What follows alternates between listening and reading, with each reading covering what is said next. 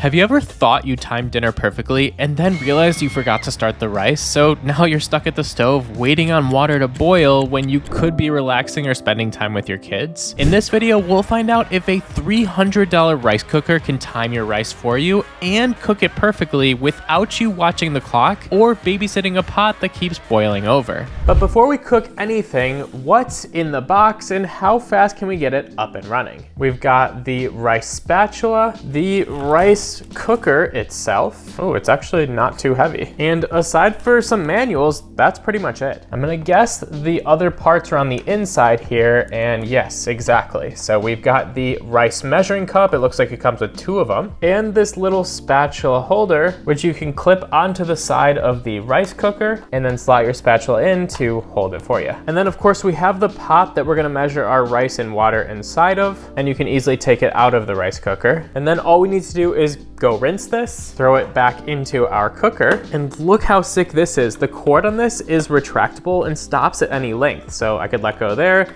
pull it even longer, and then retract it all the way back in when I don't need it. I have never seen that on a gadget before. Love it. So now we'll plug it in, and in just a few seconds, we're ready to go. But once you're all set up, what's the process to actually cook the rice? So I'll use the included measuring cup to measure out about 3 cups of rice, and yes, I get the 25-pound bags. It's a way better deal. And it says to make sure that you perfectly level this so that you have the right amount of rice, and then I'm just gonna pour it right into the cooker. Then we just need to wash the rice until the water inside of there becomes really clear, because this is how cloudy the rice is on the first batch of water, and after thoroughly rinsing the rice, this is how clear the water is now. So you can see there's a really big difference. So now, because I'm cooking white rice, I'm going to use the measuring lines on the back here. I did 3 cups of rice, so let's fill it up with water up to the 3 line. I'm curious to see how much water this actually is. So here's the first 2 cups of water. That actually looks like it might be too much. And perfect. It's actually only about 1.5 cups of water to 3 cups of rice. Now we just shut the lid, and from here it's pretty much foolproof. We don't have to worry about the ratios. We don't have to worry about guessing on how long it has to cook. That's pretty much it. So how do we actually start cooking it? Honestly, there's quite a few more buttons than I thought there would be on this product, but it looks like you use the menu button to select whatever type of rice it is. For me, it's just white rice, and it looks like these are all of our options for white rice, so the regular sushi is what we want. I'm gonna click pre-washed because I washed it, and then I think I just clicked this cooking button. We get a fun melody, and cooking's underway. And after rereading the manual once more, I actually don't think I have pre-washed rice. Even though I washed my rice, you can apparently buy rice that is pre-washed and it cooks differently, so mine wasn't pre-washed before I purchased it. So I'm turning that off, and let's hit cook to actually start it for real this time. And that should be it. We shouldn't have to babysit this at all, and it's not in a pot that's going to boil over if we stop watching it. But is the rice actually better?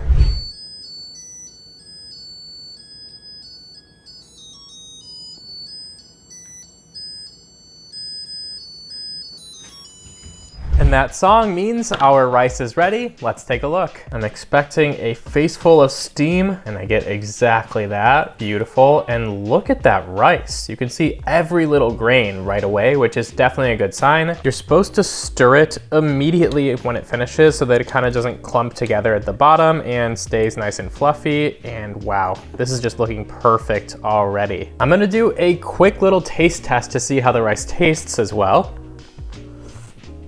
Whoa. It tastes like the best restaurant rice I've ever had, essentially. It is by far the best rice I've ever cooked. But now, what if dinner gets pushed back, or your timing wasn't perfect on when the rice was ready? Right when the rice finishes, it goes into this keep warm mode, which can keep it warm for upwards of 8 or more hours, so you can just keep it closed and it'll stay warm. Or if you want it to stay warm for an extended period of time, you can click the extended keep warm button instead. That's gonna keep it warm at a lower temperature to keep the rice from drying out. They don't really say when you should switch between keep warm and extended. I guess that's kind of just up to you. And then if you do leave it in there in the extended warm period for a long period of time, the rice is obviously going to be a little bit colder, which is exactly the point of it. So after that, you can actually just hit this reheat button and it'll bring it up to temperature again. It just knows that since there's no water in there, it's reheating instead of cooking. So basically you can always have rice ready when you need it. Now there's there's one more thing you can do. Let's say you're getting home from work and you want your rice to be ready right when you get home. Or you just want to set it up in the morning and make sure that it finishes at the exact right time. Well, with the timer function, you can do just that. So after preparing your rice the same way and using the menu button to choose which type of rice you're actually cooking, the only other step that you would do is use these up and down arrows right here to choose the time you want your rice to be ready at. So if you want it ready at 2 o'clock, you would just set this to 14 o'clock there and then click start, and then it'll decide when to start the cook so that your rice is ready at the exact time that you set it for. But you may be curious, what's the cleanup situation after cooking all this rice? Now, pretty much everything can just be easily wiped down with a rag and some soap and water. The lid itself is actually detachable, which is definitely gonna help make cleanup even easier. And really the only piece you have to worry about is the inner cooking pot itself. It is a non-stick surface, so you're gonna wanna clean that with soap and water rather than putting it in your dishwasher. And that's pretty much all. 30 seconds of cleaning and you're all set. Now that you've seen how this makes weeknight dinners hands-off and stress-free, what if you could get restaurant-style pizza in just 3 minutes without any wood, fire, or skill required? Watch this video where I test Ninja's electric pizza oven to see if it can truly deliver Neapolitan or New York style pizza with zero hassle.